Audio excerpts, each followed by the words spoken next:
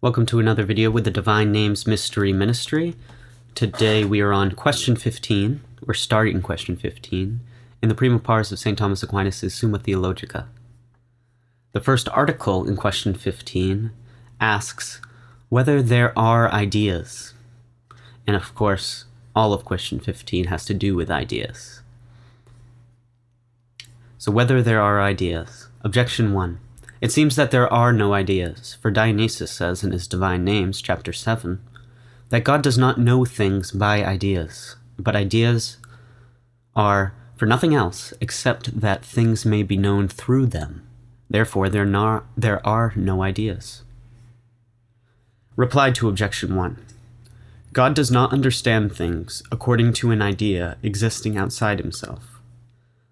Thus, Aristotle says in his Metaphysics, Chapter 9, he rejects the opinion of Plato, who held that ideas existed of themselves and not in the intellect. Objection 2. Further, God knows all things in himself, as has been said already, but he does not know himself through an idea, neither therefore other things. Thomas's reply to Objection 2. Although God knows himself and all else by his own essence, yet his essence is the operative principle of all things, except of himself. It has therefore the nature of an idea with respect to other things, though not with respect to himself. Objection 3. Further, an idea is considered to be the principle of knowledge and action, but the divine essence is a sufficient principle of knowing and affecting all things. It is not, therefore, necessary to suppose ideas.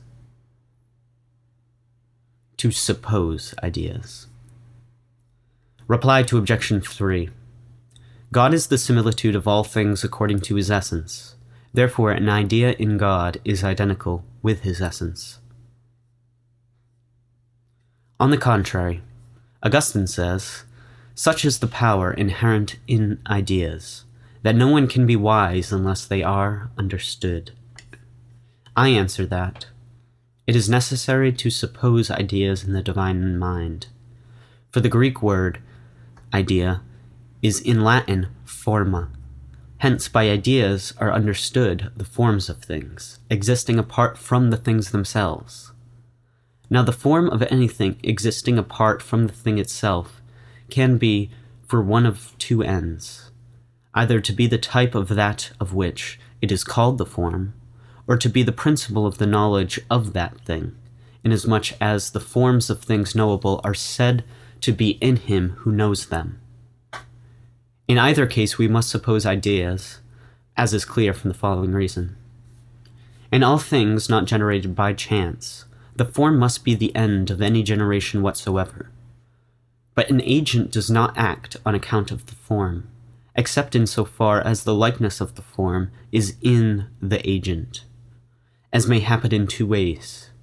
For in some agents, the form of the thing to be made pre-exists according to its natural being, as in those that act by their nature, as a man generates a man, or fire generates fire. Whereas in other agents, the form of the thing to be made pre-exists according to intelligible being, as in those that act by the intellect, and thus the likeness of a house pre-exists in the mind of the builder, and this may be called the idea of the house, since the builder intends to build the house like to the form conceived in his mind.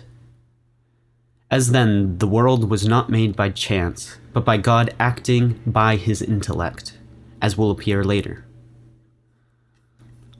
So there must exist in the divine mind a form to the likeness of which the world was made, and in this the notion of idea consists. So there we have it, Article 1 of question 15 in the Prima Pars of St. Thomas Aquinas' Summa Theologica. I will see you in the next article, in the next video.